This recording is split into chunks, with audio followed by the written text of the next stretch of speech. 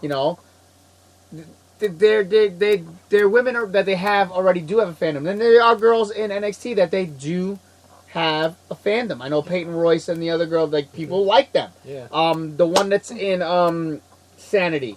Nikki Cross. Nikki Cross. People love Nikki Cross. They love Nikki Cross. Which I don't doubt if she pops up in the Rumble, which she obviously will, she's gonna get a huge ovation. And it could basically because in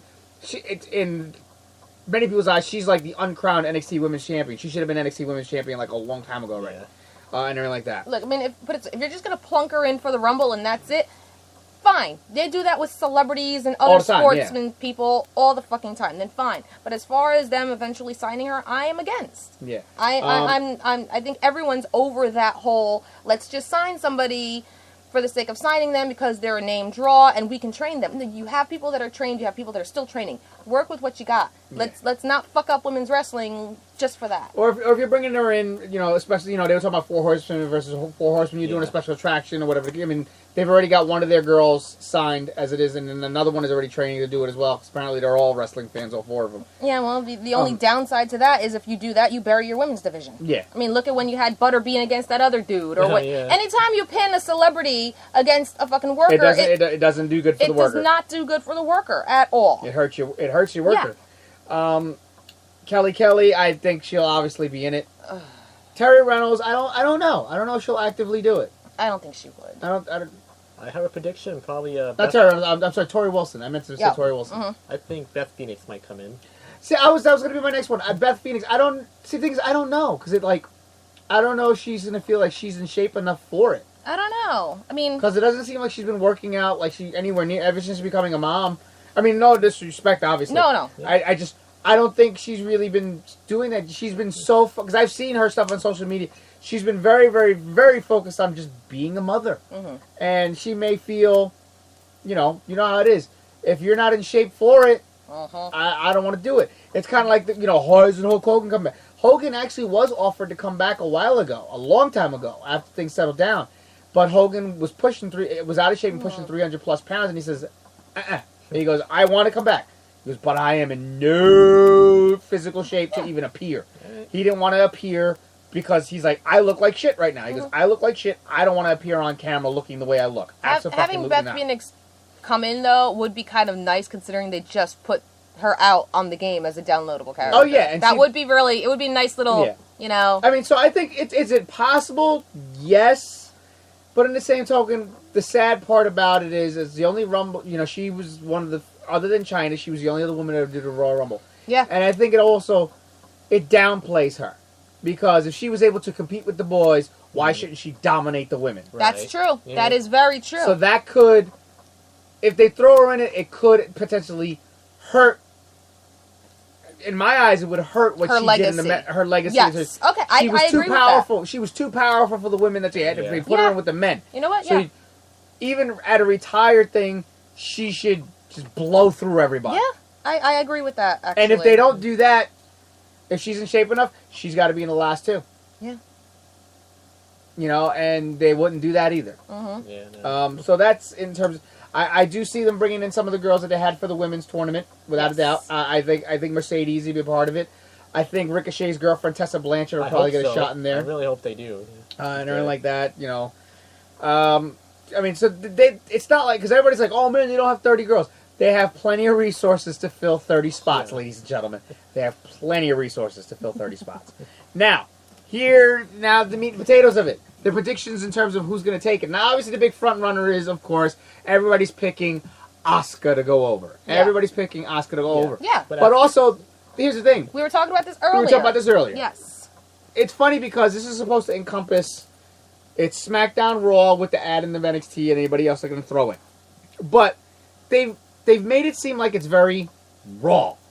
Mm-hmm. Like everybody's kind of like forgetting the SmackDown people and everything like that.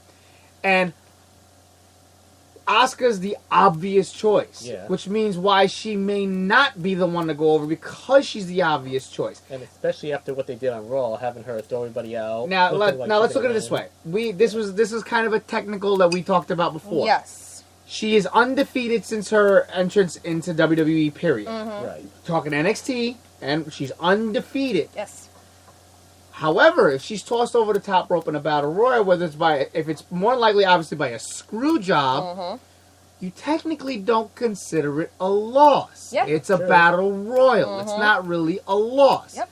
A loss is if you've been pinned or submitted in a match. Yes. Getting tossed out from a battle royal, and especially if you do it wisely enough where she gets screwed, the loss it's not really a loss.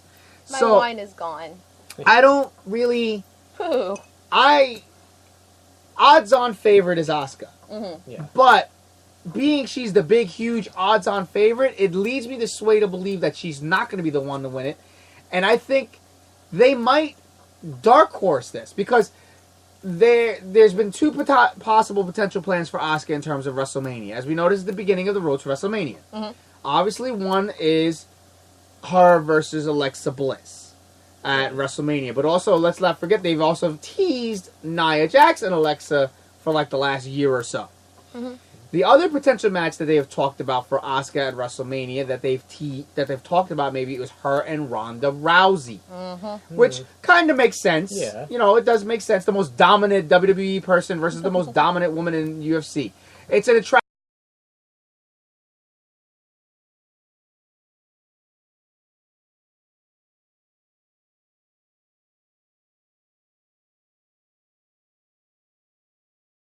Andre the Giant Battle Royal a couple years ago. Baron Corbin was still an NXT guy, and then he won. True, yeah. They threw a curveball. It might be a surprise. And who's to say it might not be a dark horse person that's the next call-up? And it was just noted here by Rob Zukowski, they did dark horse the ladies, the women's Money in the Bank match. Nobody expected that Carmella was going to get it. Nobody expected Carmella to get it. Who's to say it's not the quote-unquote next NXT call-up to get it? Who knows? Paige, you know, her debut after WrestleMania, beats AJ Lee in less than a fucking minute to become the women's champ the day after WrestleMania. Yeah. Yep. The one thing I will admit with the women's division in the last couple of short years, since the insertion of Paige beating AJ Lee, they've been really good at keeping the surprises with the women's division. It always it has been unpredictable. The women's division is more unpredictable than the guys. Yes. You know, so again, Carmella, nobody expected that one. I mean, certain things, yes, we see finally coming. You know, but like, it's true. You know, the women's division keeps you guessing more than the guys, without a doubt. Okay, that being said, who do you pick to win? I pick a dark horse that nobody's gonna. That's the thing. I just pick somebody that nobody's expecting. That's not how the game is played. You make a pick. I can't pick a person because I don't know all the dark horses that are in it. That's racist. Just anybody from NXT, like if I'm gonna go with an NXT person. Go ahead. I'm gonna say somebody from NXT. I just don't know who. Jesus Christ! Trying to get an answer out of you is like talking to our kids. Or another possible one is who's the blonde chick that's part of Paige's crew? Mandy Rose. Mandy Rose. I mean, they're really big on Mandy Rose, and then she is good. She is good. They're really big on Mandy Rose. They love her look and her body and her in-ring ability and everything like that. She could potentially be the dark horse winner as well. You. I have two choices. Probably Nia Jax or hopefully Becky Lynch. Everybody's hope. That's the thing. Everybody's seeing Asuka, but everybody's also hoping Becky. Yeah. I would love it to be Nia Jax. I absolutely love Nia Jax. Yeah, she's definitely grown on me too recently. But I think it's going to be Charlotte. She's a champ. She's a champ. Oh, she's a champ. She's not doing it. She's a champ. With the way her and Alexa are not in it. With the way they've been playing it all up, it would have been only fitting if she did win it. It would, yeah, but maybe next year. Yeah. Why did I think I saw her picture in things? Well, they for some reason they still included it because even like Alexa was, but like no, obviously the champions are not a part of it. My second pick after that would be Naomi, though. You think they're gonna go another push on her? Yeah, I do. Really? Yeah. She has a great look. Her in-ring skills are fucking fantastic. And, I mean, just the vibe, for me, honest, I feel it's a very Philly vibe. That she's going to, the party, I don't know. It just, and with the celebration they're going to kind of have. It's Philly, the Samoans are big out there and like that. I love Naomi's stuff. Yeah. I absolutely do. So she's unique. She's definitely, she stands out. Without a doubt. All right, so, okay, so that's our predictions. Let's see what some of the predictions you have here. John Garabedian's going with Asuka or Ronda Rousey. He's sticking with the Ronda Rousey possibly coming in. Dirty Don Montoya is also going with Naomi. Mm-hmm. Margaret is going with Nia Jax. I love that one. Rob Zukowski. Lana said no one ever. Yeah. That's What if funny. they do that swerve? That would talk about a huge She swerve. never won one match. She sucks potential. What if they And give it she to wins Lana? that. Whoa. That would be a huge. holy Rusev shit. Day celebrates. Lana win. Aliens. Aliens. Holy sh! That Oh, was speaking of Rusev Day, Wow. for you Rusev Day lovers, keep an eye on WWE Shop. I know I want one, but I'm probably not able to get one. Oh, God. They're coming very, very soon to WWE Shop. I don't know when, but it's soon. They're limited. I think it's 25 or 2,800 only. Rusev Day calendars. Oh, yeah. These things are going to fly so fast. Mm-hmm. And again, they're only limited to I think it's 2,500 to 2,800. They're extremely limited, but they're coming to WWE Shop. Get your Rusev Day calendar. That's awesome. So yeah, exactly. Who'd have thought the fucking Rusev Day? Yeah, right? Yeah. All right, let's see who else we got here. Brad Ryder says Ruby or Becky. Mm-hmm. Okay. Margaret is also pushing for Nate for Rob Nia Zukowski and want the Jax. calendar, right? Oh my god. All right, so that's the Women's Royal Rumble. Now, in terms of other matches going on, we have the Bobby Roode Open Challenge, which That could be a surprise too. that could be a surprise because again, it's Road to WrestleMania. It could be anybody at this point. It could be an Yeah. NXT person to come over and like that. I don't see him dropping the belt. No. The only way he would drop the belt is if the person he's facing is a huge shocker. But in the same token, it's also pre-show. True. Yeah. But maybe Jinder Mahal probably since he beat him in the finals. then we have the Raw Tag Team titles. We have Jordan and Rollins versus The Bar. Does anybody see The Bar grabbing it again, Yeah, or them I stretching this whole thing out with Rollins and Jordan? I see the Bar definitely getting it back this time. Who's the bar? Cesaro Is it like and the Sheamus. Barge? No, Cesaro and Could have Sheamus. just said that. But that's their team name. I didn't Their know team they had name a is the team. Bar. I didn't know they had a fucking team name. Yeah, they're The Bar. Why are they the bar? Because Do they drink a lot? no, they are The Bar. As in, Oh, that's what clever. they're The Bar. Clever. I don't really stay that up to date with all this crap. Cesaro and Sheamus. I love them. I know. I They want are their awesome. jackets. They need to sell those jackets. I think Cesaro and Sheamus, and finally some sort of an implode, because obviously Jason Jordan is getting the big heel heat now and everything like that, and everything. Like his heat on Monday was ridiculous. They wouldn't even let him talk. They wouldn't even let him talk. And then finally, they found a way to get this kid over, which is good. Just good. It's hard to say because I would say The Bar.